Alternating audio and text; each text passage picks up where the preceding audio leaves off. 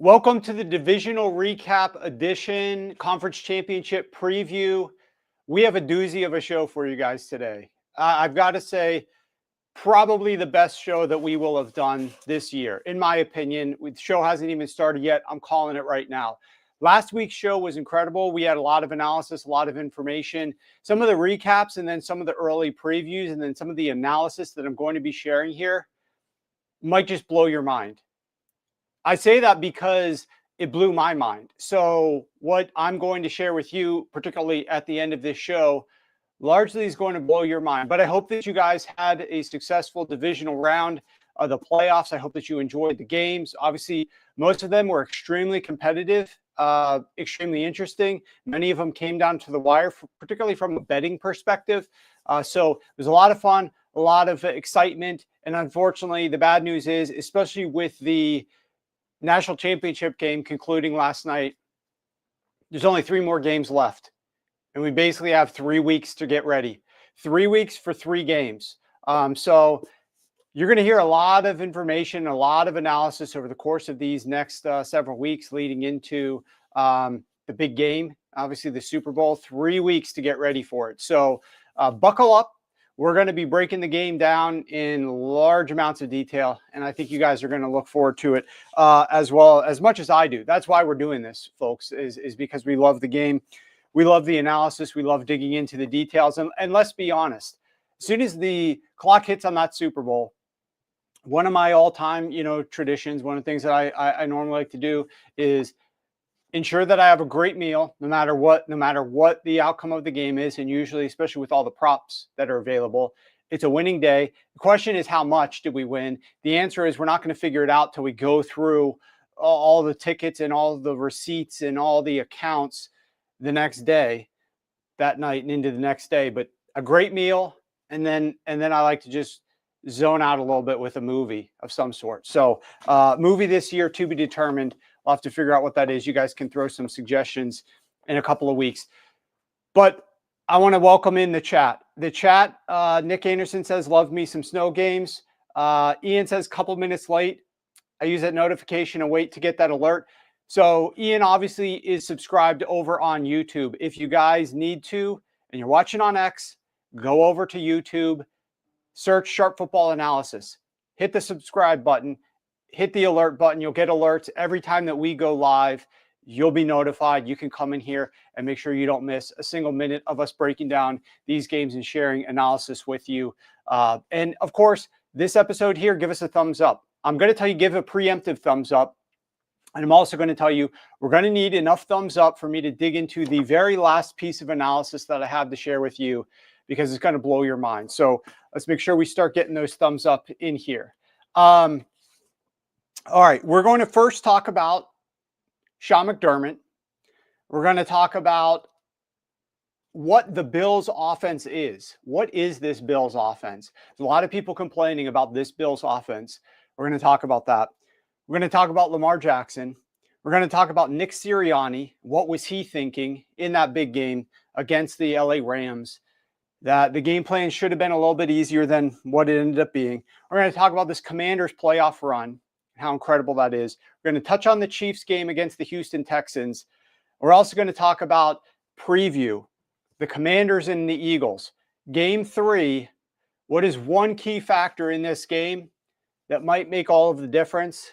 A shocking statistic that I'm going to share with you. We're going to get to that as well. And then we're going to talk about the Kansas City Chiefs. And we're going to talk about the referees. And there's lots of narratives going on out there about how they actually aren't being helped or they are being helped. We're going to break it down, nothing but the facts and the data, to talk a little bit about the Kansas City Chiefs. We're obviously going to preview their game against the Buffalo Bills, but we're also going to talk about some key analysis here as it relates to the Chiefs and the referees, some of the downhill spillover from the game that everybody saw, and a lot of complaining existed about the game against the Houston Texans. So with that said, kudos where it's due. Let's talk about the Buffalo Bills and Sean McDermott.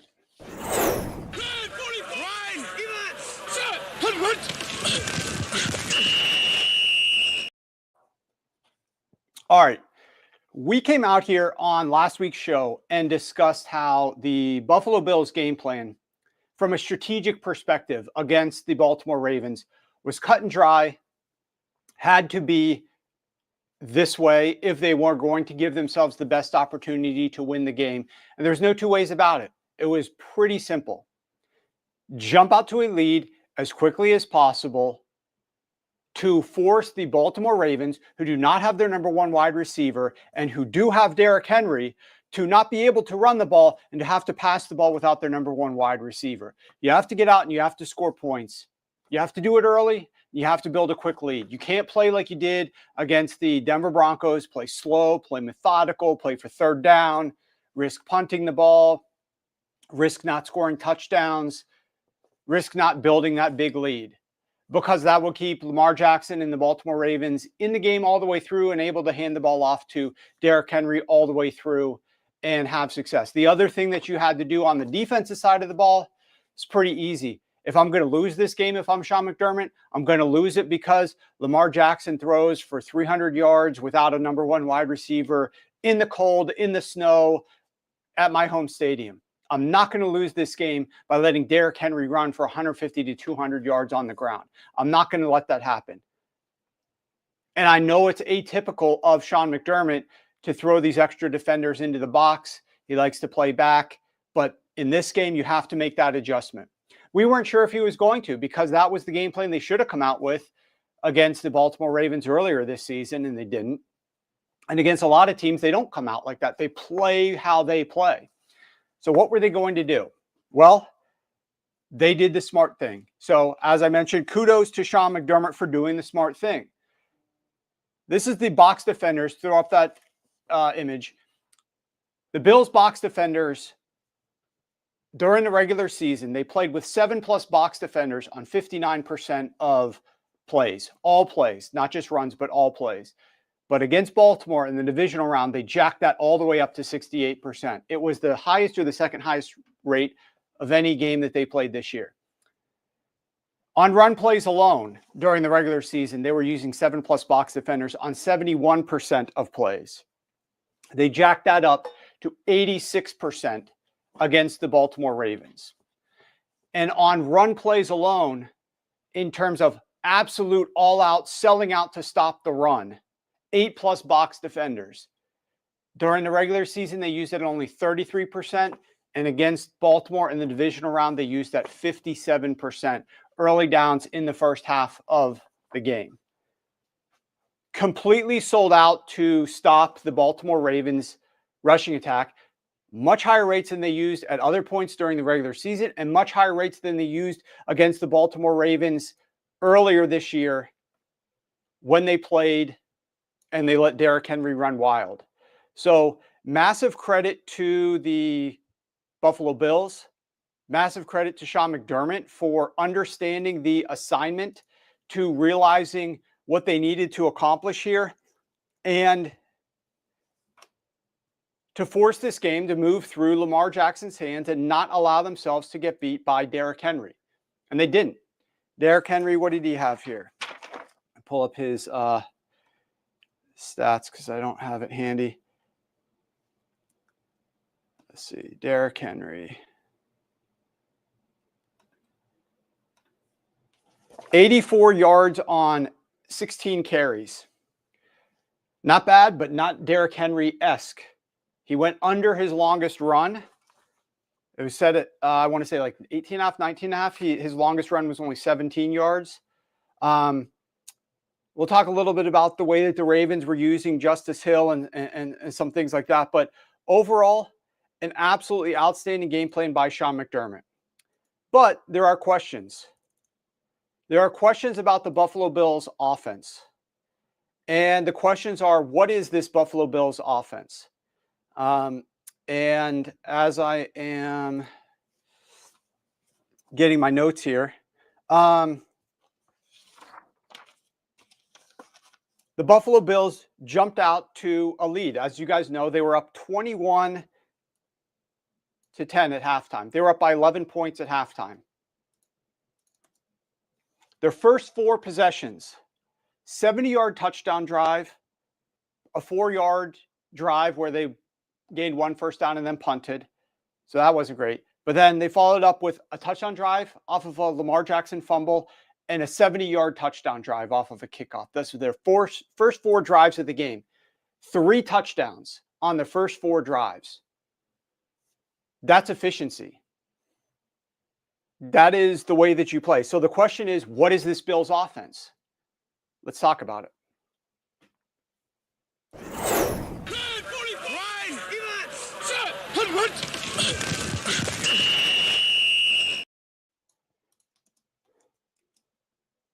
Okay. We've got a busy show and a lot going on here. People are disappointed at the Buffalo Bills offense. They are looking at the wide receivers and they're saying, why aren't we throwing the ball to the wide receivers? What is this offense? What do we have to work with? How can we go into Kansas City and win a game with an offense like this? The Bills had just one wide receiver with 10 or more yards receiving. One wide receiver had at least 10 yards receiving against the Baltimore Ravens. That is crazy, right? Doesn't seem realistic. They had only one wide receiver who had more than 2 targets in this game against the Baltimore Ravens in a home playoff game. It wasn't like it was super windy. It was just cold, right? But you only throw the ball to a receiver more than 2 times. One receiver gets more than 2 targets. One receiver has at least 10 yards receiving. What is this offense? They did what they needed to do to win the game. And it's not like the Bills had a ton of snaps either. The Buffalo Bills had only 59 snaps on offense. That's not a lot. That's not a lot. They didn't even run 60 plays. The Ravens had the ball a lot during this game. The Ravens had 416 yards on offense. The Bills only had 273 yards on offense. So they might seem like it's counter to my point, but the point is the Baltimore Ravens were moving the ball. The Baltimore Ravens had their opportunities. This is why the Buffalo Bills had only 59 snaps. This is why the Bills offense was not throwing the ball a ton to the wide receivers. They were playing with a lead and they didn't have the ball very much. They had a lower play volume. So you're not going to have a ton of targets or passes to your wide receivers. In that case, when you're up by 11 points at halftime, you're not going to come out with a game plan that says we're going to throw the ball to our wide receivers. The Bills played the exact game plan that they needed to. They got a lead. They forced the Baltimore Ravens without their number 1 wide receiver to throw the ball to try to get back into the game. They did a great job. That's what 3 touchdowns in your first 4 drives will force a team to do. It was a perfect game plan. I was critical of the Buffalo Bills in their first playoff game in the wild card round against the Denver Broncos because they were keeping a much worse team in the game. They were running the ball. They were playing for third down. They were keeping a much worse team in the game. So I was critical of that. I was less critical about what the Buffalo Bills did in this game against the Baltimore Ravens. I don't care exactly how many times you're throwing the ball to your wide receivers. I care about if your strategy is paying off with you being ahead on the scoreboard like you need to be. And for the Buffalo Bills, they absolutely were getting that accomplished. Think about this. The Buffalo Bills has played 2 playoff games. Denver Broncos, Baltimore Ravens. Denver was a clear top 5 defense this year. Clear top 5 in virtually every metric. They were number 1 in certain metrics. The Baltimore Ravens, since they moved Hamilton around, this was the number 1 defense. Like literally every single graphic that you would see popped up on all the different networks was showing once Baltimore made that change down the stretch, they were the number 1 defense. Even before that, though, if you take the whole body of work, all 18 games that the Baltimore Ravens played, they were a top 10 defense, but especially down the stretch, they were the best defense in the NFL. So you're talking about the Buffalo Bills go up against 2 top 5 defenses in the Baltimore Ravens and the Denver Broncos. And look at the drive rate in the playoffs. This might blow your mind. Out of 14 teams, the Buffalo Bills ranked number 1 in points per drive at 3.4, number 1 in score rate at 65%. Number 1 in plays per drive at 7.7. Number 1 in the lowest rate of 3 and outs at only 6%.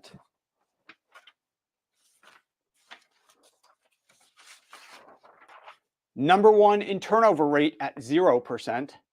Number 2 in rate of drives that reach goal to go or score before, which they did at 35% rate. So you can criticize the build You can criticize their makeup. You can criticize, not literally, but the way that they're designed. You can criticize some of their strategies overall. But at the end of the day, are you scoring points? At the end of the day, are you moving the ball into scoring position? At the end of the day, are you getting enough points to get wins? And to all three of those questions, the answer is definitively yes. And so the Buffalo Bills have had a very efficient offense this postseason based upon what truly matters, which is getting the wins and getting points on the scoreboard. Now, these are not necessarily the most predictive metrics for the, you want the best number one in EPA per play. You want all the number one metrics on a per play basis, but on a drive rate basis, they're doing what they need to do. They've also been up big in a lot of these games. And I'm giving you full game statistics, right? They were up by double digits against the Ravens into the second half of the game, right? At halftime, the start the third quarter. They were up by double digits and more against the Denver Broncos early into that third quarter. So I'm including some of the data here where they're up big. And I think Exile just said they went into clock mode in the second half. So they absolutely have been getting the job done and doing what they needed to do and walking away with wins and playing good football. However, I will say this, and Ian says, is it likely the Bills are holding back their passing to surprise the Chiefs? I don't actually think that that's the case. I think this is sort of what the Bills offense is right now. I think this is what the Bills offense is. I think they can pass the ball if they need to, which is why one of the props that I took in all of these games where we're betting props, what I learned, and I've had a lot of success having learned this several years ago, when I started getting into props more and was working with some guys who were some of the best in the industry that weren't public, like you've never heard of these guys. They did everything behind the scenes and worked for betting groups, is creating the narratives. A lot of times props are about the rare things that nobody really thinks is going to happen, that you're betting that does happen, and you end up scoring big on them. And one of them was, I wanted to bet the narrative in the case that Sean McDermott didn't play the way that he should, and the Buffalo Bills didn't build a big lead, and the Buffalo Bills were forced to throw the ball in catch-up mode against the Baltimore Ravens. I took some props on, I took one prop on Amari Cooper, and then I laddered his yardage. We haven't seen Amari Cooper for weeks. He hasn't really been doing much of anything. He has had, though, several games of like 60 to 90 yards, I want to say. A couple of those games for the Buffalo Bills when they needed him to be there for him. They didn't need him in this game. The game plan wasn't to throw the football, and the Buffalo Bills never fell in a deficit. But I was getting like 13-1 and better numbers on like Amari Cooper to have 80 plus yards. And so I'm sprinkling a little bit there. These are the reasons that I took something like that in case they were in a position like that. So kudos to Sean McDermott. He never put his team in that position. But here's the one thing that we got to talk about. They almost lost that game. The Baltimore Ravens came back and were Mark Andrews' drop away from losing that game. And why? Because Lamar Jackson played his ass off. And that's not what you're going to hear from the public media, who wanted to crap on Lamar Jackson and his playoff futility, which we will discuss. Lamar Jackson actually played his ass off, not just in this game, but in the whole postseason this year. Let's talk about it.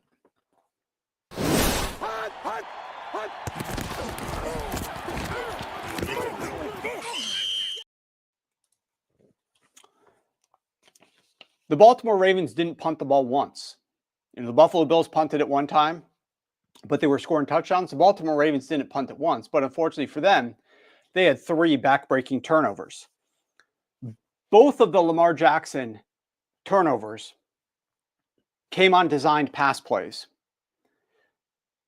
The designed pass plays came following some plays that are also questionable. They had a 1st and 10 just clear handoff to Derrick Henry.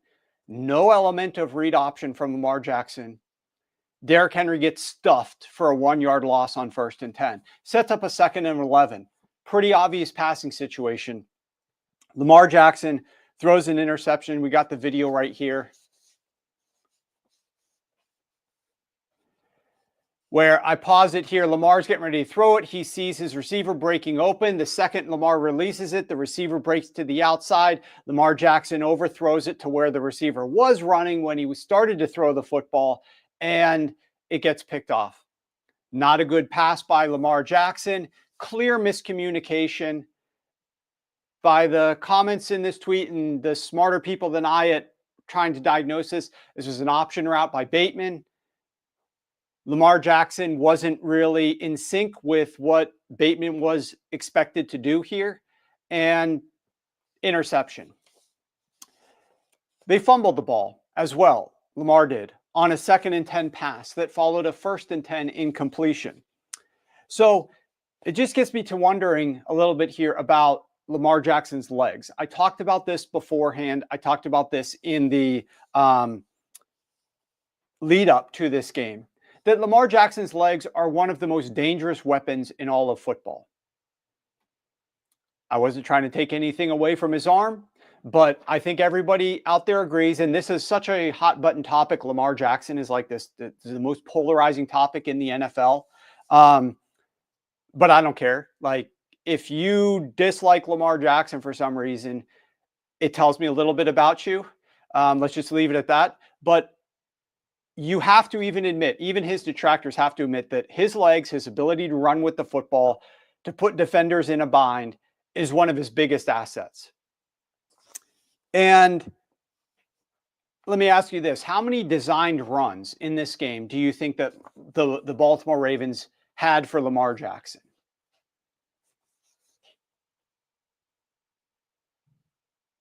0. 0 designed runs for Lamar Jackson in this game.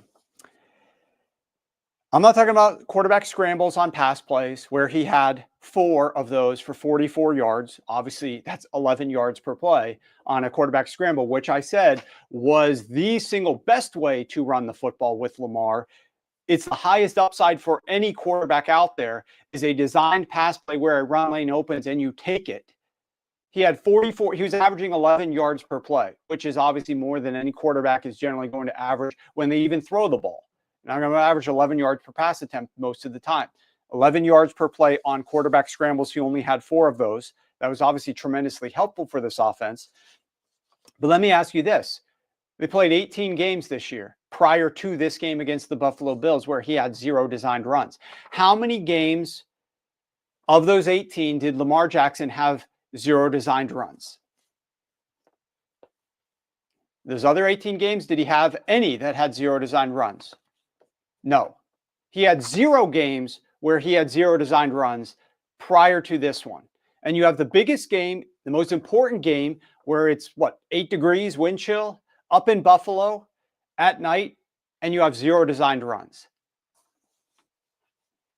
In the wild card round, he had 10. In the wild card round against the Pittsburgh Steelers, he had 10. Another team that knows him extremely well, he still had 10 designed run plays. Then they go to Buffalo, and they don't incorporate it at all into this game plan. It's not even like, let's try it 2 or 3 or 4 times. And if whoever's assigned to Lamar is going to beat him one-on-one and take him down, then fine. We'll pivot away from that. No, we're just not even going to try running Lamar. We're not even going to try any designed runs at all. Again, you could credit Sean McDermott for the way that he's deploying his defense. But if I'm Baltimore and Lamar Jackson's legs are better than any other quarterback's legs in the entirety of the NFL, you have to try it. If it doesn't work, at least you go to bed at night saying it didn't work. We didn't waste too many plays doing it. And I know there are some people out there, oh, well, the Ravens were driving the ball. They didn't really need it. They didn't punt the ball. They didn't need it. You're back up, rewind like 4 minutes. The turnovers came on designed pass plays. Those pass plays, they were throwing the ball in those situations, 2nd and 10, 2nd and 11, because on first downs, they weren't using any designed runs from Lamar Jackson. They were either passing the ball on first down, throwing incompletions, or they were handing direct handoff to Derrick Henry, losing a yard. And so there were obvious pass situations on second down. You get the blitz where Lamar Jackson gets turned around and fumbles the ball. You get the interception where Lamar Jackson is misreading the defense, or there's some sort of miscommunication there with Rashard Bateman in an obvious passing situation. No threat of Lamar Jackson actually running the football on these designed runs. Makes no sense at all to me. And once again, not very many people are discussing this, not like last year where everybody after that AFC Championship loss were coming out of the woodwork discussing the fact, why weren't the Ravens running the football with their running backs at all in this game? Why were they asking Lamar Jackson to drop back a billion times and throw it? I'm going to talk about how Lamar Jackson played when he did throw the ball here in this game and overall this postseason. The numbers probably are going to be pretty shocking to you when you consider what the narrative is about him. But let's not forget, they did not run the ball at all with him. To me, that would have made a big difference. It potentially cuts down on the turnovers, which is the reason the Ravens even lost this game. If the Ravens don't have those 2 Lamar Jackson turnovers, then the boneheaded Mark Andrews play where he thinks he's Tyreek Hill all of a sudden and the end zone is that way, but he wants to cut back between these defenders the other direction and gets the ball punched out. I mean, that was the difference there, those 3 turnovers. But let's talk about Lamar Jackson, aside from those turnovers, aside from the fact that they weren't running him at all. In the entirety of the postseason this year, there were 20 different qualifying quarterbacks. 20 different quarterback games. We'll talk about that momentarily. But in the entirety of the postseason, out of the 14 quarterbacks that were there, he ranks number 2 in EPA per pass attempt, number 2 in yards per attempt, number 3 in completion rate, 74% completions this postseason, number 2 in yards per attempt at 9.2, number 3 in EPA per attempt at plus 0.22.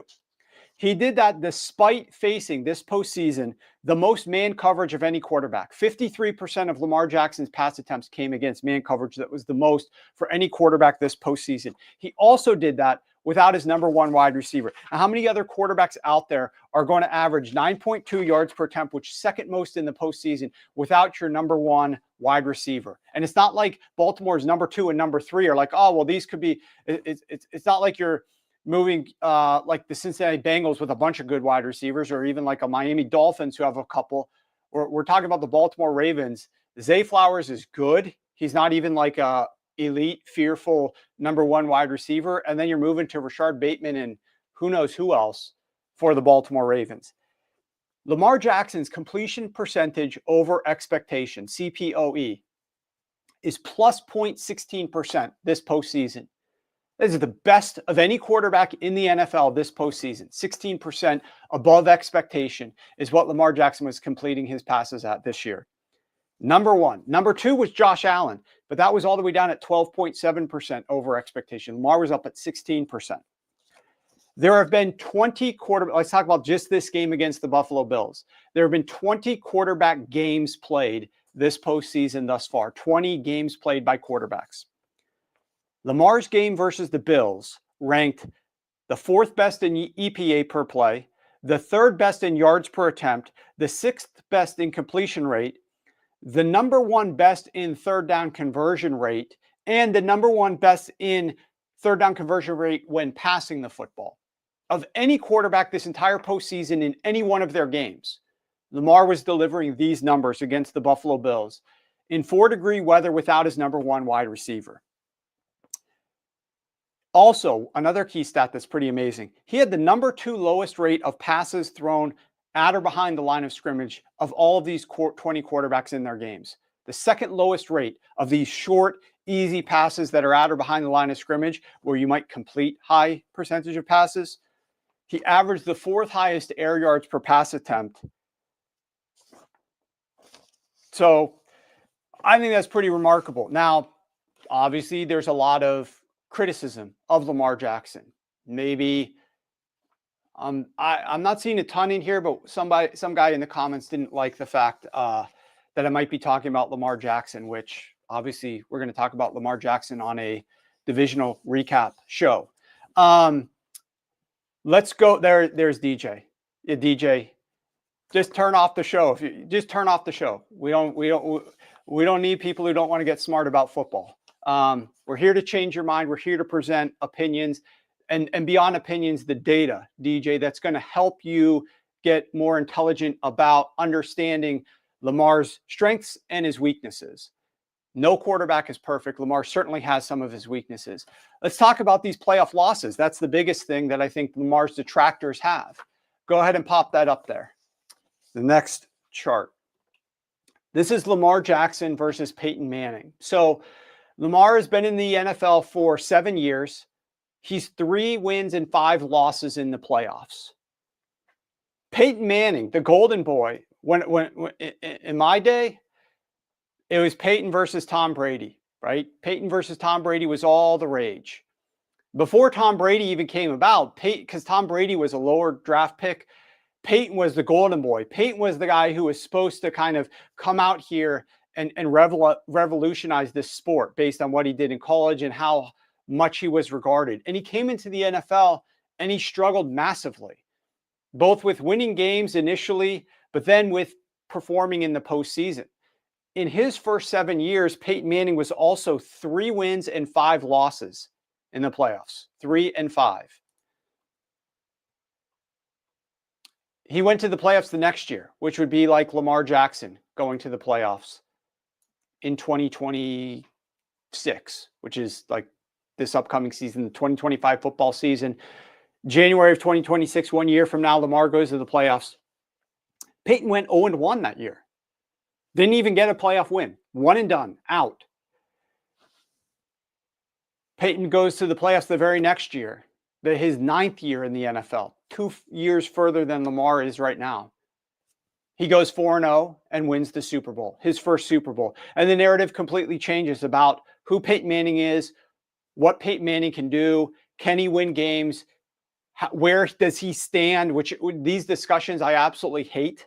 I hate these discussions. Well, which is the best historical quarterback? Well, this guy or that guy? Or which is the best historical basketball player of all time? I hate discussing things like that. I just think it's fodder just to bring up so that people can either argue with one another or have something to talk about on these talk shows. But the bottom line is Lamar has had the similar struggles to Peyton Manning. And I just read off to you the statistics about Lamar Jackson and what he did this postseason. One of the best quarterbacks that has played this postseason. Statistically, the best quarterback in a number of these metrics this postseason. The best completion percentage over expectation this postseason. If Mark Andrews doesn't fumble the ball running over the middle, if Mark Andrews doesn't drop the 2-point conversion, if Lamar Jackson doesn't throw 1 interception on a misread route, and all this is without his number 1 wide receiver. So it's not as if Lamar Jackson is coming into these playoffs, especially as he's gotten a little bit more mature, especially as he's gotten better play calling. Keep in mind, remember, it was like Greg Roman calling the plays for him. Back when Lamar Jackson was first starting, all they were doing was running the ball. It wasn't an offense built on building up Lamar Jackson's confidence or throwing the ball a lot. It was a lot of running. So if you want to be critical about Lamar Jackson, that's your right. If you want to say he can't win in the playoffs, you can say whatever you want to say. I haven't loved the Ravens game plan against the Kansas City Chiefs in the AFC Championship game at home. I think that was one of the worst game plans I've seen from an offense ever in my entire life based on your strength versus your opponent's weakness. The Ravens decided to come out and throw the ball all over the yard into the Chiefs' defensive strength while not using their offensive strength, which was their run game, to attack the Chiefs' defensive weakness, which was their run defense. The most mind-boggling game plan. And you have this game. It was unfortunate. They had multiple opportunities that they blew. They statistically outgained the Buffalo Bills. They didn't punt the ball once. They had a couple of bad turnovers, 3 of them.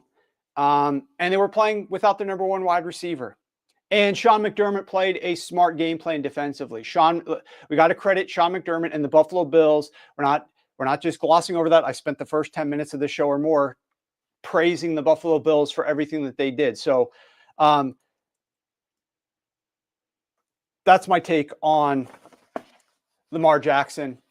I think he's one of the best players that we have in the NFL. I totally disagree with guys that I've heard on the national stage talking about Lamar Jackson, and he can't get it done. He's never going to get it done.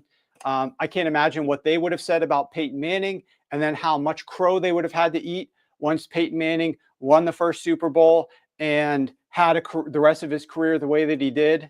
So, and there's a lot of things that Lamar, and he'll be the first to tell you, needs to improve about his game. There's a lot of things the Ravens do as well. Let's move on, though. Let's talk a little bit about the Philadelphia Eagles.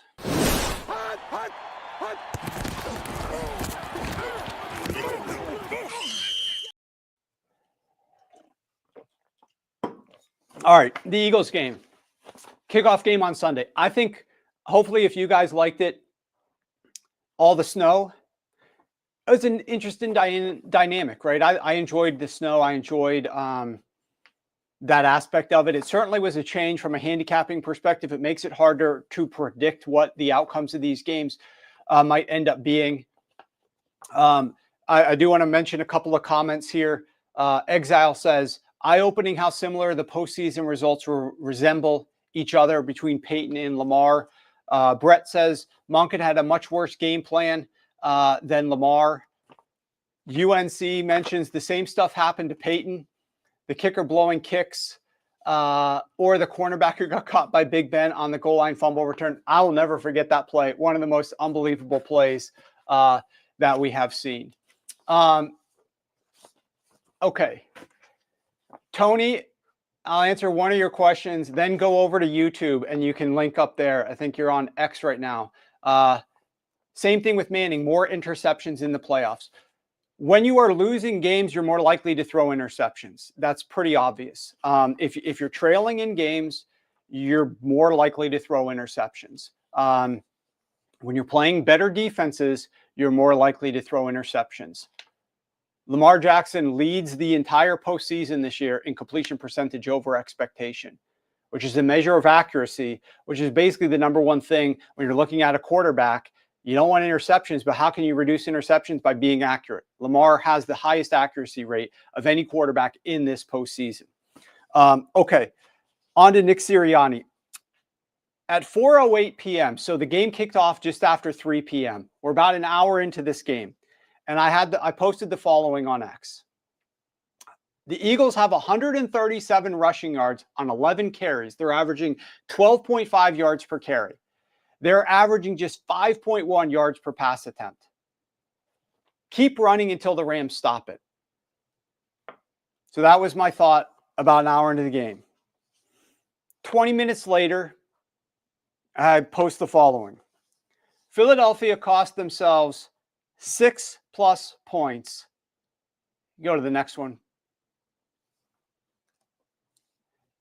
By Jalen Hurts taking sacks in Rams territory. He was sacked on a 3rd and 8 at the Rams 30-yard line after a passing completion on 2nd and 8. So you're throwing the ball on you're throwing the ball on 2nd and 8, leads to a 3rd and 8 where you're passing the ball again, and you get sacked and you're out of field goal range. And then you're sacked on a 2nd and 8 pass attempt at the Rams 32 after a pass attempt on 1st down. So you got 2 passes on early downs where you're gaining like 100, you have 171 rush yards on 17 attempts at the time. And you're passing the ball on back-to-back plays in the snow when there's absolutely no need to do it, when your run game is cranking.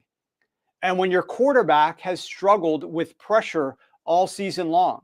And when your quarterback is not even playing very well. And when your quarterback is dealing with an injury, and when your quarterback was concussed several weeks ago, and last week's game, you intentionally took the ball out of his hands on any 3rd and 8, 3rd and 9, and just ran the ball just so that you give it back to the other team because you didn't want Jalen Hurts dropping back to pass it. And yet you have this game in bad weather, and you're gaining 10 yards per rush, and you're throwing the ball on back-to-back plays, and you're getting yourself knocked out of field goal range.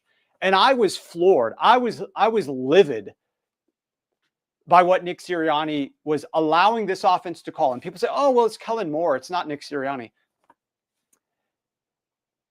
just let me educate you on some of the dynamics here. The head coach reviews the game plan. The head coach helps design the game plan. In some certain situations, if it's a defensive head coach, he's not going to design everything. He's not going to design the first 15. He's not going to design all the intricacies. They're going to review the philosophy and the concepts and the style. And obviously, Nick Sirianni is a lot more involved in that. Also, as it relates to the Philadelphia Eagles, game plans are discussed with ownership. This happens for a lot of teams. There's discussion up and down the ladder before and after games. This is not unique to the Philadelphia Eagles. And so I have no idea why Nick Sirianni was allowing this type of play calling to occur. He's not the one radioing in the play call, but he's allowing it to occur. Then we get to halftime. And I tweet, I don't see how this is complicated. Choose your fighter. Jalen Hurts has 66 passing yards on 12 attempts. He's averaging 5.5 yards per attempt. He's taking 4 sacks, several of which cost the Eagles points. Meanwhile, the Eagles run game has 171 yards on 17 carries for 10.1 yards per carry. The weather is lousy. Run the ball. Some other people talk about the fact that why would I advocate running? I thought I was big on passing. I'm big on winning. Generally speaking, the way to win is to pass the ball on early downs, to bypass third down. I'm big on third down avoidance, and I'm big on scoring points when you're finishing drives. I'm big on winning games by scoring points on every time that you possess the football. That's what I'm big on. Every game is different. Every defense is different. Every offense, you have to tailor a game plan to their strengths. You have to help optimize and hold hands with the quarterback to help him out the best that you can. In some cases, it might mean passing the ball a lot more on first down. In a game like this, where these statistics are as defined, it definitely means run the ball. Run the damn ball, okay? The other thing here, I mentioned that they had 12 attempts, all right? 4 sacks, though. That's 16 total dropbacks. They had 66 passing yards, but they lost 41 on the 4 sacks. We're talking about, on average, of those 16 times that they dropped back, a net of 25 passing yards on 16 dropbacks. That's 1.6 net yards per pass attempt. 1.6 net yards per pass attempt. And your run game has 10.1. 10 times the efficiency, basically, just a little bit less. So then they come out in the third quarter and they're backed up at their own end zone. And they take a safety. Pop up this next one up there. Hurts is injured. Hurts holds the ball too long on every snap. You gain 4 yards running the ball on 1st and 10, which means you have 2 downs to get 6 yards. You're averaging well over 3 yards per run. And instead, you decide to drop Jalen Hurts back on your own 8-yard line. Obviously, he takes a sack in his end zone, turns into a safety. And suddenly the Rams have life. And suddenly the Rams are able to come back down on you. And they're driving to beat you. They've got the ball at the end of the game. They're driving to beat you. And I just simply do not understand sometimes the thought process here from Nick Sirianni. And on the Friday show, if you guys are new to the show, tune in Friday. We go live at noon Eastern every Tuesday and Friday. We'll be back on Friday of this week, breaking down the Eagles and the Commanders game in even more detail. And I'm going to be talking a lot about Jalen Hurts and his struggles. But what I shared with you guys last week about Jalen Hurts holding onto the ball, 3.1 seconds, time to throw, the highest of any team, any quarterback in the NFL, taking on pressure despite his offensive line being incredible. His offensive line ranking 6th best in pass block win rate. Yet Jalen Hurts has one of the 2nd highest pressure rates in the NFL, only Deshaun Watson. We'll be talking about all this. Philadelphia Eagles need to figure out, more than the Buffalo Bills do right now, in my opinion, who they are on offense. What is our strength? What do we need to do against the Washington Commanders to win this game as easily as possible and go and execute it that way? Jalen Hurts is struggling. And I know there were some screenshots that were tweeted out during the game of like on that sack he took on 2nd and 6 where Dallas Goedert was running shallow over the middle of the field. We could tweet out all those screenshots that we want to. I have no problem with that. The issue is this is who Jalen Hurts is. He's not throwing those passes very often. He's not seeing the field very well. So that won't be the first nor the last time that Jalen Hurts blows an opportunity over the middle of the field. The key is don't put him in that situation because the results you're probably not going to like, especially if you're averaging nearly 10 yards per run. All right. We are going to be getting cooking. If you thought this was hot right now, just wait. Stay tuned. Buckle up. We're just getting started. I've got some stuff that's going to really, really blow your mind here momentarily. Let's see a couple other guys in the chat. Sirianni and Moore need to stop. Nick says Sirianni and Moore need to stop trying to make Hurts a pocket passer, getting movement or hand it off. Whatever you can do to get the ball out of Jalen Hurts' hands faster is going to be the preferred way to attack your defense. You have to fix it. And I don't think it's fixable. Let me just put it out. Like, it's not fixable right now. But you have to work around it. It's a handicap that you're going to have to work around here, in my opinion. Jason says, if there is such a coaching advantage to Washington, why is money coming in on the Eagles? I never said there was a coaching advantage to Washington. I'm saying I don't know what Nick Sirianni was doing against the Los Angeles Rams. There's definitely a coaching advantage for the Rams in that game. I liked what Dan Quinn did. I actually will pop this up. Well, I don't have it to pop it up. I've got a great Dan Quinn stat that I'll share with you guys momentarily about the Washington Commanders and their playoff run. So Dan Quinn has been getting better. I'm a little down on Cliff Kingsbury. I like Vic Fangio. I think the Eagles have a good, generally speaking, offensive coordinator in Kellen Moore. I personally wouldn't hire him to be my head coach, but I think he's fine as an offensive coordinator. I didn't say elite. I said fine. He's good. I think Vic is a pretty good defensive coordinator. I think they're superior to the Commanders coaching staff, but that's not the reason that money's coming in on the Eagles or whatnot. The reason money's coming in on the Eagles, in large part, some people are thinking is Jaden Daniels cannot keep this up. The Washington Commanders have been getting lucky. Let's just move on to this topic right now. Let's move on to this topic.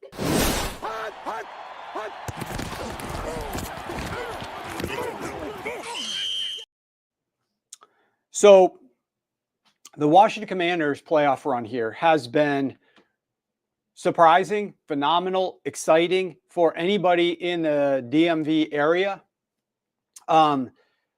The younger generation doesn't know what they're getting because they haven't been alive long enough to see all the futility and all the crappy teams that have come and gone and all the sometimes hopes of, oh, Dan Snyder is assembling this super team. We're going to get all these living legends back involved. We're going to bring in all the older guys to revitalize this team in the Deion Sanders years. And, you know, it's been a long time. Then you had the hope that RG3 brought before his injury and just how fun that season was. But it's even more fun when Dan Snyder's not there. You have new ownership and you know that ownership is going to get the credit and not the prior ownership. And because you don't really see owners change hands in the NFL, hardly at all, hardly ever. But especially an owner that was like Dan Snyder was, to get anybody different. I don't even know if this new owner is good, bad, great, okay, whatever he is. He's not Dan Snyder, and that's all that really matters. So the fact that this new team is in here, it's great. It's a fun time to be excited about the Washington Commanders in this region. That being said, like, is this a house of cards? Have they been getting this done with unsustainable performance on fourth downs? Yes. Have they been getting this done with turnover luck and things going their way? Yes. That's been the case for several games. Normally, you bet on something like that reverting to the mean. Other people bet on it continuing, ride the streak until it ends. You also have a divisional foe that the Philadelphia Eagles know extremely well. Philadelphia Eagles have the better roster. The one key position where that may not be the case, though, which nobody would have necessarily said before week one, is at quarterback, where you've got Jaden Daniels reading defenses and delivering the ball and sitting down there at that booth, the table, the meme, where with the sign, the placard on the front that says "Change my mind." He's coming up there and saying, "You don't think Jaden Daniels can cut it in the NFL? Change my mind." He's there changing people's mind. And if you're not having your mind changed a little bit about what Jaden Daniels can do on this level, you're not looking closely enough at the way that he has been performing. Because it's impossible not to, if you're keeping like quarterback rankings or moving players around, to move Jaden Daniels up on your list of what he can do, how good of a quarterback he is, what he can bring to the table, all those types of things. But so it's been fun, but there are a lot of reasons to still continue to question Washington. Talent-wise on the defense, it's not anywhere close to what the Philadelphia Eagles bring to the table. Washington's also lost players.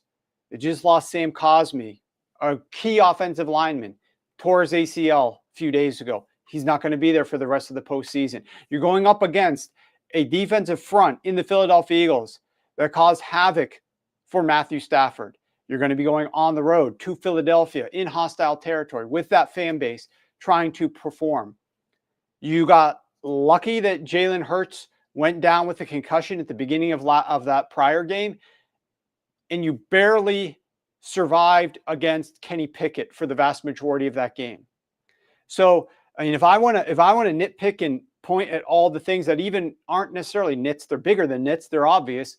Those are reasons why money would be coming in on the Philadelphia Eagles, and some people feel pretty confident about the Philadelphia Eagles being in a great position here. The real key question is Jalen Hurts. How's the knee? Is it okay? Can he move? Is his head right? What's going on with him as the quarterback, the most important position there? Thankfully, they've got the running back, Saquon Barkley, who is an eraser, who can make up for things that Jalen Hurts is struggling with right now.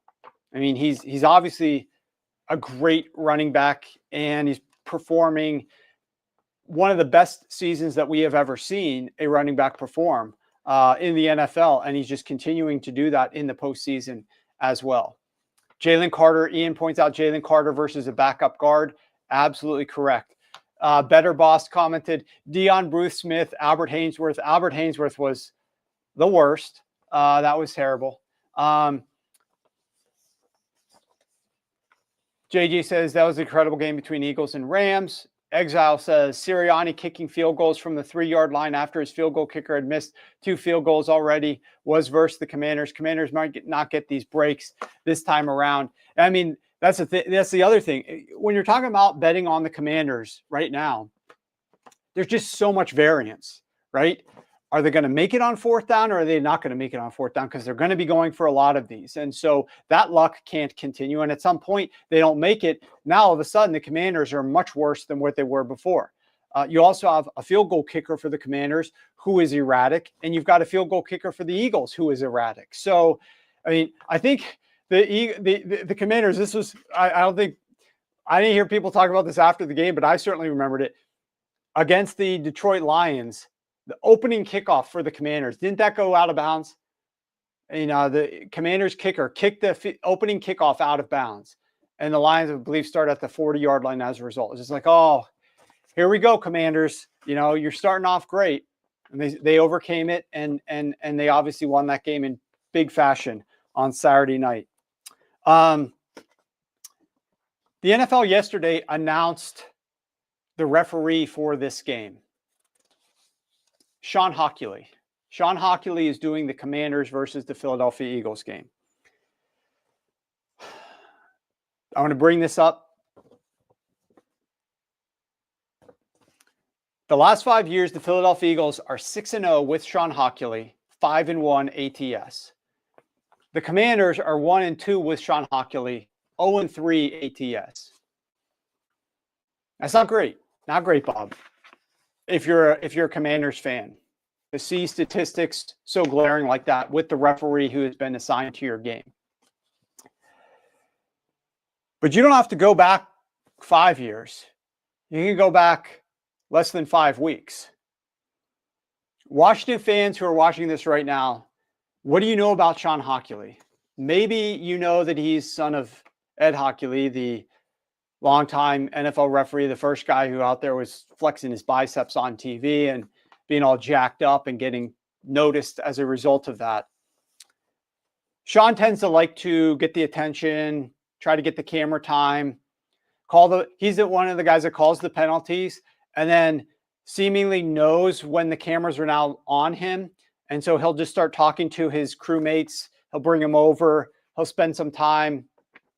He wants that camera time on TV. At any rate, Sean Hockley, Commanders fans, you should know him intimately after what happened December 15th versus the Saints. Your brain. We'll go for 2 and the win. How about turn this volume down here? Okay. You guys remember this? Remember what happened in this game? The New Orleans Saints are driving against the Washington Commanders,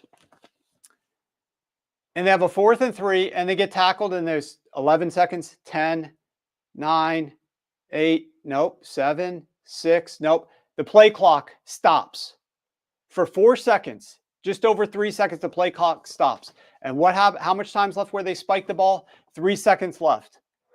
I noticed this while we were watching it. I was watching it with some friends. We were watching this game. Why is the game clock stopped? It's a first down. This is not college rules. The game should have been over at this spike. There should have not been a New Orleans Saints snap at this point. They scored a touchdown on that play, and then they went for 2. And they would have beat the Washington Commanders and sent the Commanders to an 8-6 record and potentially changed the entire trajectory of what was going to happen with the Washington Commanders this postseason because of this one botched situation. And it was botched by Sean Hockley favoring the Washington Commanders opponent, that staff and that crew. And we'll go back. We have the comments here, the pool report after the game. And this is not something that I'm just noticing, oh, you're wrong. That's not true. Remember the pool report after the game. Hockley admits the covering official mistakenly stopped the clock in that situation. The clock should not have stopped. No, it's not a situation that's reviewable. That's all I have for you. The covering official stopped the clock accidentally at 9 seconds, and it is not reviewable. And that's all Sean Hockley had to say about the game.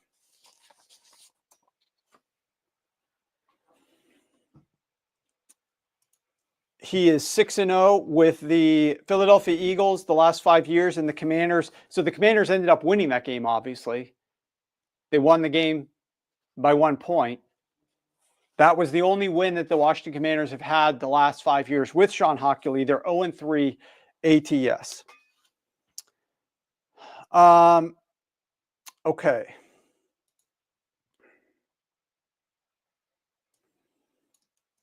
Here is where things get interesting. Let's see. What do you guys got to say about that? Anyway, that game was egregious by the ref crew. Literally could have decided a playoff berth if I remember correctly.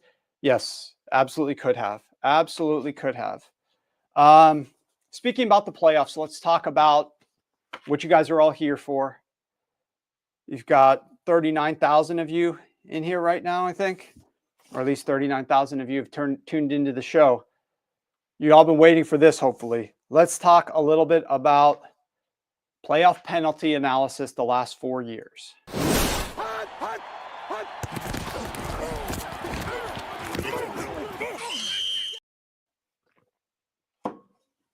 All right.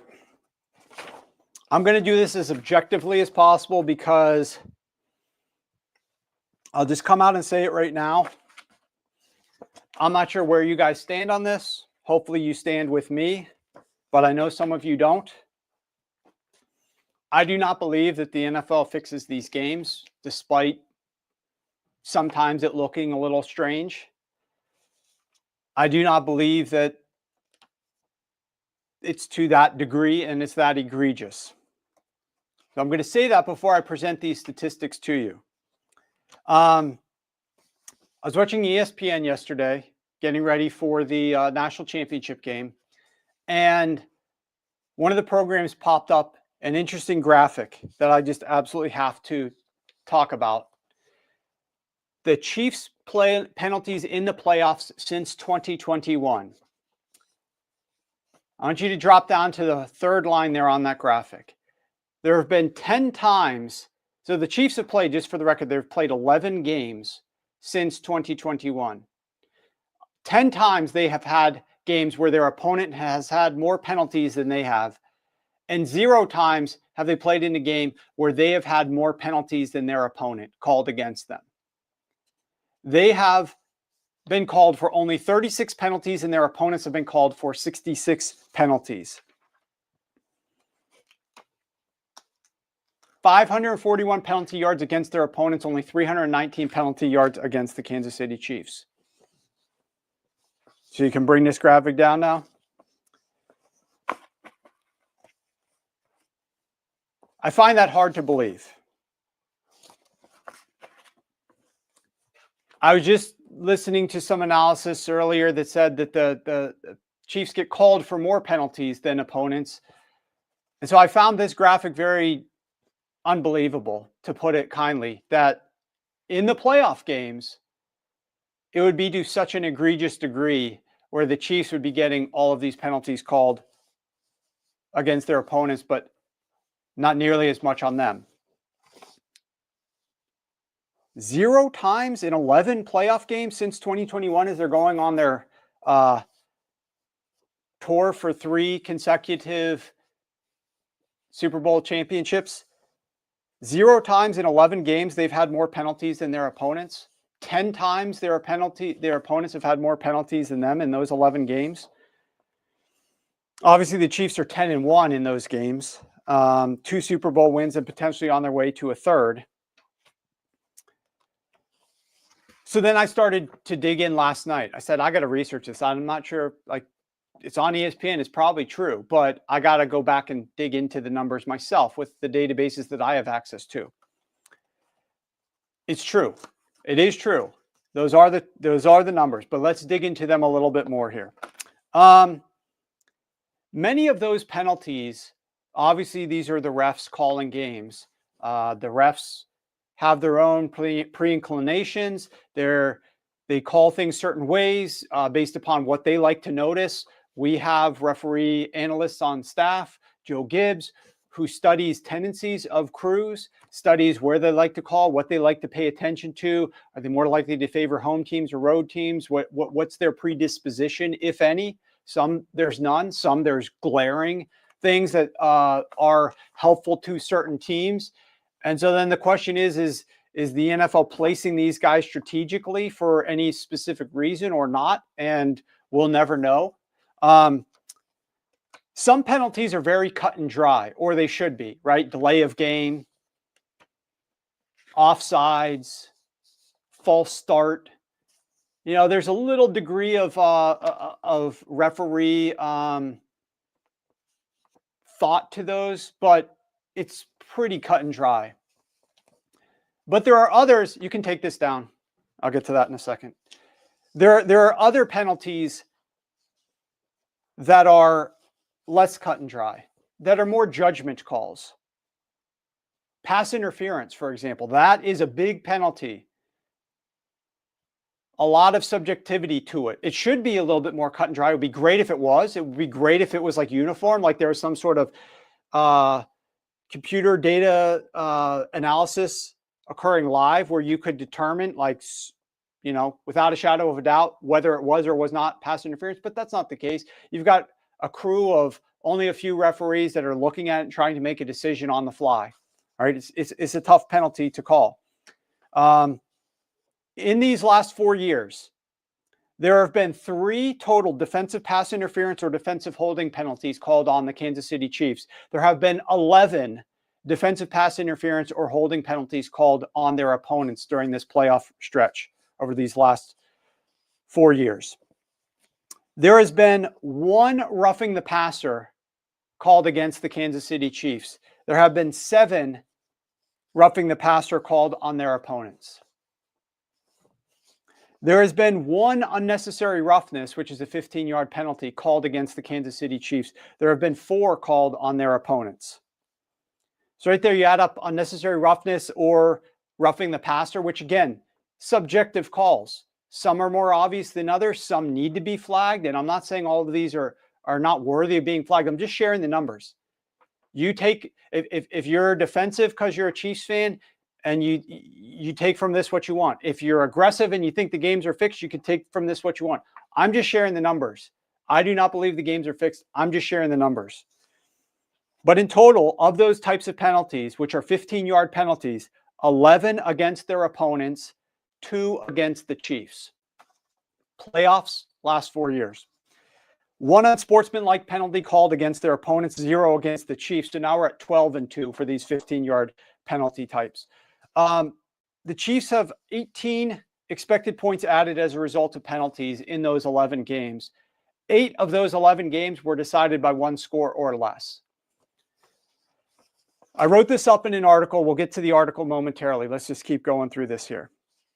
The first thing is, why could this be the case? How could you have 10 games if everything is on the up and up? How could you have 10 games where the opponents have more penalties than you do, and you don't have more than them in any game out of 11? I think there are some pretty obvious answers, and I'm interested to hear what you guys have to share in the chat about this. First, it's a very small sample of games, right? There are not very many games, so that could be part of the issue. Second, the Chiefs have played more games than their opponents on this stage. And I think that goes a long way to this. They are experienced on this stage. They've worked together as a unit on this stage. They know where their teammates are going to be in certain positions, and they're not going to get rattled by the bright lights on a stage like this. Whereas other teams that haven't had as much experience might come in here and play poorly, make mistakes, be out of position. All these things would cause them to potentially get flagged for penalties that they should not be getting flagged for, or lose their composure a little bit when things stop going their way. And last but not least, they're a really well-coached team, right? Like, good teams that are really well coached theoretically do not commit as many penalties. So all of these, I think, are great reasons. If you guys got any in the chat, you can feel free to share them. But I think those are all great reasons to suggest here are defensible reasons why the Chiefs' penalty situation might be going in their favor to this massive, massive degree. So then I did something that ESPN didn't do, because I was very curious last night. And I said, I want to look at what these stats look like for the other teams. Because there are a lot of teams in the NFL who have had some good trips to the playoffs. There are a lot of teams in the NFL over these last 4 years who have played in 3, 4, 5, 6, 7, 8 playoff games. So they've been there. They've had the bright lights on them. They know what to do. There are a number of those teams that also have very good coaching. All right. So a lot of these things that I was using is to say, this is why it's going this way for the Chiefs. There are some other teams that fall into this category as well. Let's see how it's going for them. So let's pop up this first graphic. This looks at all the teams in the whole playoffs. Now, can you just go to the graphic? Do you have the graphic that I sent you? If you have just there we go. Perfect. Okay. All the teams, the last 4 years since 2021, there's the Kansas City Chiefs. And here's all 30, not all 32 teams, obviously, because not all of them have played a playoff game in the last 4 years. But those that have, this is where they fall out. Playoff games is your second category from the left. games with more or less penalty yardage than your opponent. That's what we're going to look at first. Chiefs obviously have played 10 games where they've had less penalty yards than their opponent and 1 game where they had more, for a net of +9. No other team has a net greater than +2. Unfortunately, the Cincinnati Bengals, we'll talk about that in a second, they're at -5. So Bengals fans, cover your eyes, complain to the NFL, complain to your coach, whoever you want to point the finger at. It's a big-time problem for the Cincinnati Bengals. And then we've got games with more or less penalties than your opponent. So penalties, not penalty yardage. And the Chiefs are 10-0 in that category, +10. And you can see the next closest is +3 down there, the LA Rams, and there's nobody else is even close. Let's go to the next graphic where I zoom out. And now I'm only going to look at the teams that have played in at least 5 playoff games. So again, here we have the teams that are not scared of being in the playoffs. They're pretty accustomed to being in the playoffs. They've played a number of playoff games, just like the Kansas City Chiefs, over several years.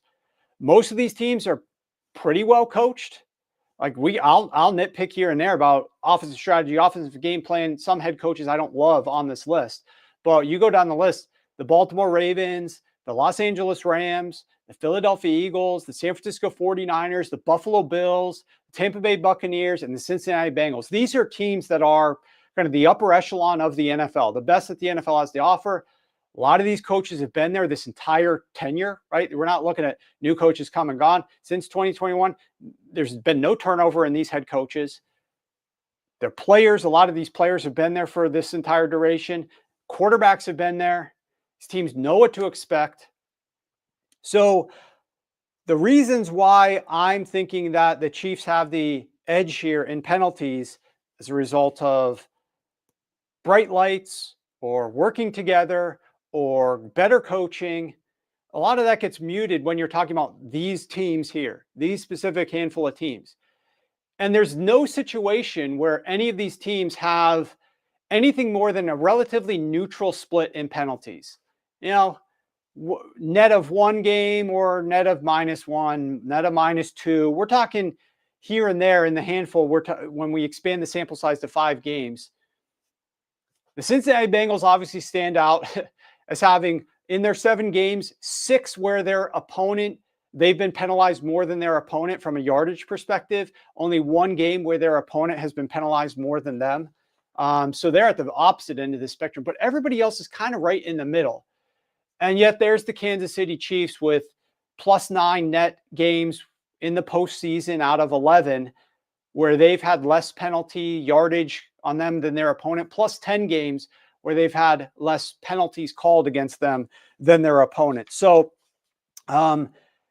we have an article up on Sharp Football Analysis. If you want to dig into this a little bit more, we've got some additional thoughts there. You can bring that article up now, where we've got some videos and some insight into penalties. And obviously, I think this is raising the degree of focus on this because of what just happened last week, where you had multiple penalties called against the Houston Texans on plays that Troy Aikman, Joe Buck, and I don't put a lot of stock into what an announcer necessarily has to say, but beyond that, other, like the NFL's, the ESPN's ref expert also was saying that this should not be a penalty. The NFL brings in Walt Anderson the next day to do a lot of damage control. Well, technically speaking, yes, it could have been a penalty because of X, Y, and Z. I think we know that, having watched that game and then seeing a couple of things that occurred near the sideline where they weren't flagged, thankfully, Patrick Mahomes has gotten better and better as his career has prolonged with knowing how to draw penalties and knowing how to perform in front of the referees to have things go his way in that regard, right? When he gets hit in the pocket, there was never really a good angle as to whether or not he actually got hit helmet to helmet or not on that one penalty. I want to say it was Aziz Al-Shaair who hit him, but I'm not positive if that was him or not. But Mahomes snaps his neck back, falls to the ground, looks right up at the referee, he knows exactly what he's doing to try to draw this. Or I'm going to run slow by the sideline. I'm going to run. Then I'm going to suddenly slow down. Instead of going out of bounds, I'm just going to stop my momentum if I can, hope that somebody touches me, and then I'm going to flop out of bounds like I've been shot. He did that. That was not called. But Patrick Mahomes has gotten better at trying to do these types of things, which it's hard to say. I don't blame him for. If you're going to be able to get a flag to help you win games, I don't blame you for doing that. I mean, when I played, I tried to win each game. So I don't blame Patrick Mahomes for trying to do the same exact thing there. It's on the refs to identify this and try not to reward it and get the calls right. But it is interesting how these numbers look in the postseason on the biggest stage. Nick says, I know you probably don't have these numbers, but it is a huge difference from the regular season penalty numbers. I did not look at the regular season. Again, I did not even come up with this analysis in the first place. This was ESPN posted this graphic and posted their analysis initially. And I was like, I don't believe this is true. It doesn't seem real. Let me look it up. Let me double check. It is true. It is real. Let me go see what it's like for all the other teams. Okay. Let me see what it's like for all the best teams in the NFL. And even the best teams in the NFL aren't close to those numbers. Ian says defense has to hit him lower and wrap up. No slamming. I mean, it's tricky. These coaches have to figure it out. These coaches have to coach their defense to solve Mahomes while not drawing penalties. At the same time, no player should get preferential treatment. And I know that's not necessarily the case. I know there was Michael Jordan got certain calls. And so you want to protect Patrick Mahomes, and maybe you certainly are going to protect him more than you're going to protect a backup like a Kenny Pickett. You're not going to give Kenny Pickett necessarily the same treatment. But the fact is, I like it when referees call things that are fouls and penalties and don't call things that aren't. And I don't care who it applies to, and I don't care what situation in the game it is, and I don't care what level of the game it is, that it's the playoffs or it's not, or if it's a Hail Mary, or if it's a final play or it's not. If it's a penalty, call it. If it's not, don't.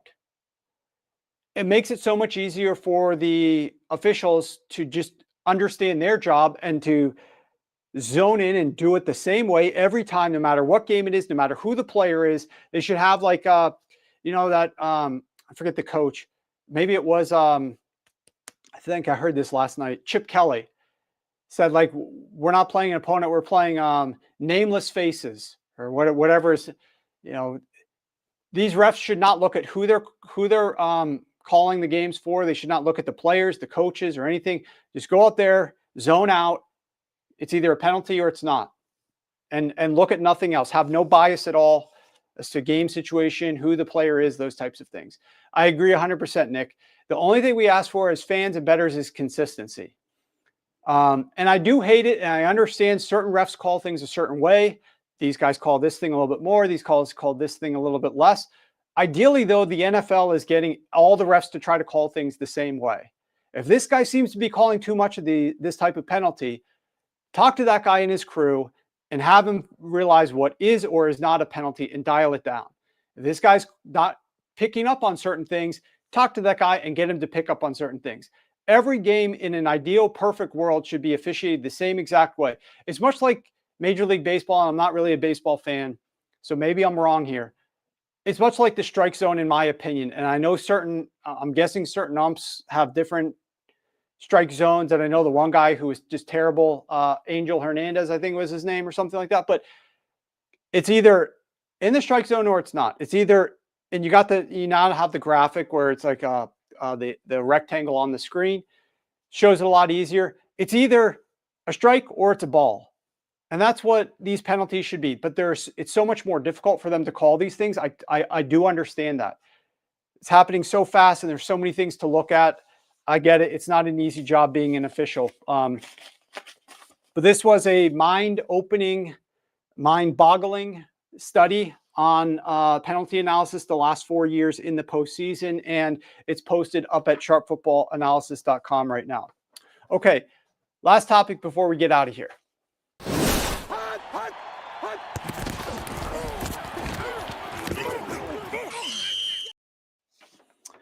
I want to talk quickly about coaching hires. The Lions got their guy. Sorry, the Lions lost their guy. The Bears got their guy in terms of Ben Johnson. And if you want to post this that I shared yesterday on X, Jared Goff came to the Detroit Lions in 2021. Ben Johnson did not become the offense coordinator until 2022. And this shows a lot of their ranks from 1 to 32, with obviously 1 being the best, 32 being the worst, with Ben Johnson there. If you're a Bears fan, or if you're a fan of Caleb Williams, or you're wondering what this offense might look like, you see that play action rate. The Lions were 28th before Ben Johnson got there. When he left there, they were number 1. That's the third column from the right, play action rate. They increased their pre-snap motion massively from below average at 18th in the NFL to above average in all 3 of their years. Finished this past year the 8th highest rate of pre-snap motion. Clearly, this was a good offense, and we're not going to say that the Bears are going to get to this level right now. The Bears don't have a veteran quarterback like Jared Goff. They've got a young quarterback that's more moldable, but far more green. But one of the keys seemed to be a desire to avoid third downs. They were top 10 in all 3 of the years that Ben Johnson was there, which is one of the most important stats. It might be the furthest stat off to the right in terms of the last stat on this graphic, but it's one of the most important stats in my opinion, as well as in the way games are won and lost, is your ability to avoid third downs. Yards per play, they were top 5 every single year that he was there, after being 20th before he got there. So there are a lot of moving pieces here. The Lions drafted players. You know, they brought in Jahmyr Gibbs, drafted him. Like there's a lot of things that like the Chicago Bears don't have. So I'm not saying that all of this is on Ben Johnson, but what is on Ben Johnson is them jacking up their play action rate, them jacking up their rate of motion, and some of the things that he might be looking to do more of, which is avoid third downs. How are we going to design our offense to make sure that we try to do that? And of course, they were great overall. I want to mention the Jaguars. Then I want to get back to Barry's tweet here about the games this week and the Chiefs. But the Jaguars, of course, missed out on Ben Johnson. And I heard that they were in the mix for Ben Johnson. And Shad Khan came out earlier this month and said that Trent Baalke is staying. He's their GM. They made the rare move of firing their head coach, Doug Peterson, and keeping their GM. And Shad Khan goes on the record here at this bizarre, I've never heard an owner talk about a GM like this. So it makes you wonder, like, what does this GM have on this owner? He first says, I don't want to throw the baby out with the bathwater, as to why he did not want to fire Trent Baalke as the GM. He didn't want to totally overhaul the GM. He wanted to keep the GM, but bring in a new coach in an ideal world. Trent Baalke is no baby. He's no newborn. We're not sure what we've got here. He's no shining jewel. He's Trent Baalke. He hasn't been good for several years. This is not the situation where you're throwing the baby out with the bathwater. One of the most ridiculous quotes that I have read to describe Trent Baalke, until you get to the bottom of this article, where Shad Khan says as to why he didn't do a complete overhaul of the coaching staff, which would include firing Trent Baalke as well as Peterson. He fires Peterson. Shad Khan replied, that would be suicidal. It's suicidal to get rid of Trent Baalke. What has Trent Baalke done to earn that? I mean, I've never heard of any owner suggesting that a move with somebody in the front office or coaching staff would be suicidal. That's a crazy term to use. That's a crazy word to use there. And I think he couldn't be more wrong. And as a result, very good chance that he lost out on Ben Johnson. Ben Johnson could have gone to a team outside of his division, a team that played in sunny Florida and worked with Trevor Lawrence. Now, I'm not saying they would have paid him as much. I'm not saying that he would rather work with Trevor Lawrence, because I've been certainly down on Trevor Lawrence at a pretty high degree, as you guys well know. But the fact that any prospective coach might be dissuaded from going there because he wants to keep his GM, and using the terms that he's a baby, he doesn't want to throw him out with the bathwater, and getting rid of him would be suicidal. That is just crazy talk to me. I agree, Exile. The Jaguars are a complete clown show. And that's the thing. It starts with these owners, and some of these owners, I just do not understand them. Many of them are some of the richest people in the country. They obviously are very successful in the business world, some of them. And we know some of them, it's been passed down, whatnot. But many of them have had to earn their money or work hard at some level to earn their money in different walks of life. And then they get in this position and they're just disasters.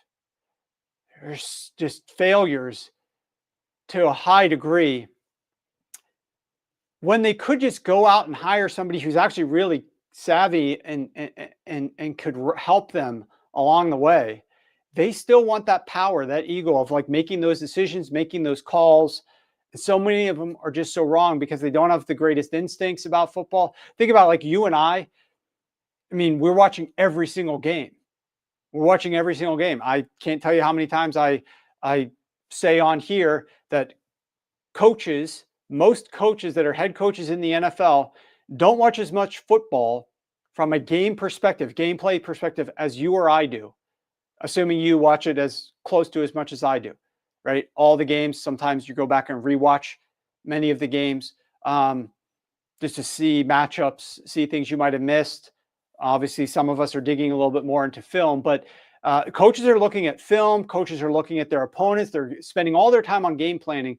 But that's why a lot of these guys aren't as good in these situations, late games, what critical decisions need to be made, because they're just not putting as much time. What do you think an owner is doing? The owner is just entertaining. He's having meetings for his other businesses. He's reviewing things with his team. He's not anywhere close to doing what we are doing. And so to an extent, it's not that surprising that some of these guys are complete numbskulls. But what is more surprising is they don't do something about it. They don't bring somebody in to help them who would be able to advise them a little bit better. Okay, let's go back to Barry's comment here about the ref stats and how could you not bet on the Chiefs. This is actually the unfortunate part about this whole thing. I can't tell you how many people I have heard, whether it's early this week or last week, talk about the fact that like it's a done deal. We know the Chiefs are going to get more calls. You have to factor that into your handicapping. You have to factor it into your handicap, or you have to account for it, or they're going to get the calls. Like as if we all know it and it's just a fact. And we're not going to, there's no data to empirically say, like which we just performed this analysis to show that in the playoffs, they're getting penalties their way like no other team is. We're just accepting it as a fact. And we're trying to now as handicappers say, well, probably going to get one or two that maybe they shouldn't, and the Bills probably won't. So we got to account for that while we're looking at this point spread where the Kansas City Chiefs are favored by 1.5 to 2 points in this game. We got to account for that. I just don't think that that should be the case. You know, I just don't think that that is something that we should have to do. We shouldn't have to account for the fact that the Chiefs are going to get more calls. That's bullshit, right? Like, now, is it something I too think about when I'm looking at these games? Yes, you do have to think about it. It's not right though. It's not the way that it should be. You should not have to account for that. But because there's no changes and because it seems to continue, we now have to. And maybe with I love you guys that are paying attention to the show. I love all the people that have found out about this show that began this year. I love it if you go and subscribe to us over on YouTube, Sharp Football Analysis. Get all of our videos. Give this show a like and share it with people. We're not going to make enough noise, but I like the fact that ESPN was the ones who put this graphic out there. And maybe if we help create a little bit of momentum, more people will see it. Maybe that article will get out to more people to see the fact that this should not necessarily be what is happening or what we should be accepting here as status quo for the NFL. But as somebody who wants to make money betting on games, I absolutely will account for this fact that the Chiefs do seem to get the calls. Until that does not happen, you have to, Barry, you have to, I'm not saying you have to bet on the Chiefs. You have to account for this as part of your handicap to a degree. It's not wise to do otherwise. And that's unfortunate, but that's the case. Okay. I think we're good here. Wait, there was a quote up there I'm seeing. I can't read it so far back. Something about Jordan rules. Mahomes is treated by the refs. You see that one? Okay. Lock Jeff. It's very hard to look at the way Mahomes is treated by refs and not draw comparisons to Michael Jordan and the Jordan rules. Every stat you've just shown doesn't do much to dissuade that view. I don't disagree with Jeff. It seems like it's being accepted as the status quo. It's just shocking to see the numbers laid out like that, but that does seem to be the way that it is. And once again, I don't think that you're going to find any winning or smart bettor in the NFL who would tell you that they don't contemplate this to some degree. Because everybody probably who is successful is contemplating this to some degree. And there is the chance that this is all just a small sample size thing. As I've said before, I do not believe that the NFL is fixing their games. I do not believe that this is a ploy to have the Chiefs three-peat and be the first team ever to do that. This has been happening for the last several years while they've been on this run, but I don't think that's the case. It could, the only logical explanation though, unless you guys have something else, like I'm trying to look at it from the other perspective, is just simply small sample size, right? That's the most logical explanation because like I said, there's a lot of other good teams with consistency, with good coaches that have been there that do not have this many games where they're getting the benefit of the doubt from a penalty perspective, which is what I initially was thinking could be the case. My ref expert, Joe Gibbs, did weigh in and did tell me that it is hard to underestimate the fact that the Chiefs have been together and played so much together and have all this continuity and consistency with one another. That does mean a lot as it relates to reducing your penalties. So, this is something that he holds at a high level as the reason why this is probably happening. And I tend to agree. I think it's a sample size thing. And I think it's the fact that, they've been together and they got that continuity. They're leading in these games. They are forcing other teams to do things that they don't otherwise want to do. Other teams are getting a little bit more desperate. They're playing a little bit in disadvantageous situations that might be more likely for them to commit penalties. The one interesting thing would be if I looked at just the first half of games. Maybe I should go at some point and look at just the first half of games. You know, in desperation time, is it a little bit different? But what about in the first half? Is it still going this way in the first half, or is it a little bit more balanced? It's hard to say. That would be an interesting thing to look at. But credit to ESPN. A lot of us, and myself included, are very critical about ESPN. Credit to ESPN for at least bringing this up, to mention this. I'm a little bit surprised that they would come up with this research and then share it publicly like this about, you want to connect the dots, you can. but here's the stats. Like, it's different for someone like me sharing that information, but a partner with the NFL putting that together. Kudos to them for doing that, for being as objective with it. We took that to the next level with the way that we've incorporated some of this other data and wrote the article. You can find it up at sharpfootballanalysis.com if you want to read a little bit more or share it with people. It is up there. Exile says, try not to attribute to malice what is easily explained by incompetence. Brett says, great quote. Absolutely true. I mean, some of these teams I could see, like you talk about the Cincinnati Bengals. I'm sorry, Cincinnati Bengals fans. Like, there's a discipline issue, with your team. Clearly, there's some other things that are going on. This is not just like the refs hate us. All the refs on all the crews hate us. There are some reasons why you probably are getting more penalties, but there are a lot of other teams out there that are pretty well disciplined that aren't having this go their way to this degree. So at any rate, great show. Only 2 games left to analyze. When we come back here on Friday at noon Eastern, we'll be back breaking down all the games, obviously only 2 of them. It's sad to see the season drawing to a conclusion, the postseason drawing to a conclusion. If you were with us for the last round, I almost forgot. We closed out the college bowl season. We teased Ohio State multiple times. We teased them with Kansas City last week. We got an open teaser. We teased them, not open, but we've got the Buffalo Bills this week.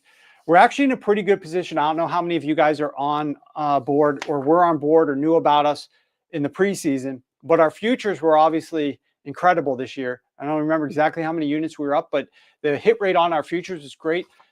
The last future that I think we've got is the Kansas City Chiefs to win the AFC.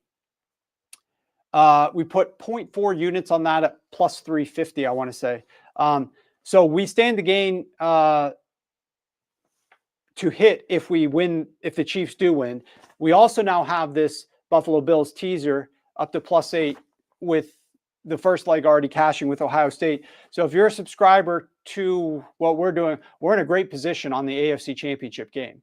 We're going to win either way on that game. But that brought our final bowl record to 19-6, 76%. And so we're going to go ahead and give you guys off 76% through the Super Bowl because we finished our college bowls at 76%. We did drop a player prop on, we had a quarterback passing yardage over. I think he fell short of that just by a few yards, but we only had a half a unit on that one. But we finished at 76%. Everything now through the Super Bowl, 76% off. Use code SHOW76. Go to sharp.football, click the link at the top, and you'll be able to enter this code. $100 better this season is up $16,164. We've had a great season overall. From a prop perspective, one of the interesting things that has happened this week and has happened last week is we haven't hit from a betting perspective. We haven't hit on as many props from like a win. We're not hitting 70%, 73% on our props like we were earlier in the season. But what we are taking advantage of is those ladders. And so just if you're with us, we've won each of the last 2 weeks, but part of it, you got to bet everything that we're doing. And just if you guys are out there just betting yourselves, the ladders have been paying off. When a guy has been hitting, he's been hitting to a pretty high degree. And so we've been betting a bunch of unders as well. But when we are betting some of these overs, specific guys, we are making sure that we are taking some of those alts. And that's really been making a big difference for us. It's really been helping us the last 2 weeks in terms of getting ahead is hitting some of those alts, which is great. I mean, years ago, 5, 6, 7, 8 years ago, like, you weren't betting alts. They didn't have alts out there. When you're betting these offshores, it's just you weren't able to find as many opportunities to bet these alts. It hasn't come about till more recently that you could be betting all of these alt bets on receiving yards, etc., as widely available, as easily accessible, book to book to book. You can bet them all, and so that's been definitely something that we've been leaning into and has been helping us along the way. So I'm looking forward to this championship round. We've got rematch games. One's a third-time rematch game. Eagles, Commanders, going to break that game down in detail for you guys on Friday. Same with the Bills and the Chiefs game. Talked a lot about the Bills offense earlier in this show, about some people don't like the offense. They don't like the wide receivers. They don't like the low rates of passing and whatnot.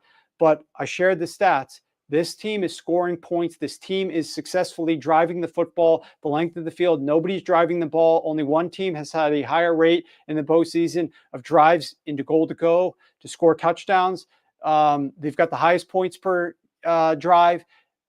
They've got the highest rate of scoring points per drive. So this is a team that offensively may not look like the Bills of old, but they have had success against two very impressive defenses.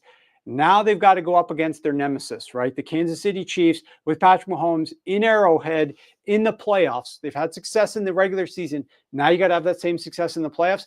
This game's going to be epic. How can we think it's going to be anything less than epic? And then the earlier game, the appetizer game, so to speak, the NFC East rematch game. I'm looking forward to that one as well, because you've got a young quarterback who doesn't know what he doesn't know. And I tweeted out during the game last week against the Lions, how good is Jaden Daniels? The answer is we don't know yet. He's again, the small sample size, just like with these Chiefs penalties, it's a small sample size. You have to be able to still handicap in a small sample size sport. But like, what is Jaden Daniels' ceiling going to be? Where is he going to net out in the grand scheme of things? It's hard to say. There's a lot of things that we could criticize about him coming out of school, and he's sort of improving, and he's carrying a team that's the best other offensive player is Terry McLaurin. Apart from him, who else did they really have there? A very old Zach Ertz, who had some time in Philly, is obviously long past those years. His glory days down in Philadelphia. You got an offensive line that's fine, but not great. You got a running backs who are okay. Like, there's some good stories with some of these guys, like Brian Robinson, but nobody's going to suggest that these are anywhere near close to what Saquon Barkley or A.J. Brown or, the types of talent that Howie Roseman has amassed for the Philadelphia Eagles. So it's a true David versus Goliath in that game. But David is the young Jaden Daniels, and it's going to be really interesting to see him try to go in there and slay the giant that is the Philadelphia Eagles against the guy calling that game in Sean Hockley, where the Eagles are 6-0 with Sean Hockley as the head referee. So lots to talk about on our show Friday. Thank you guys for tuning in. You are absolutely right, Jaden, with the VR practice time. That has made a big difference for him, and more teams need to look into it. Peter thinks that the Commanders and Bills will win both, so he likes both the dogs.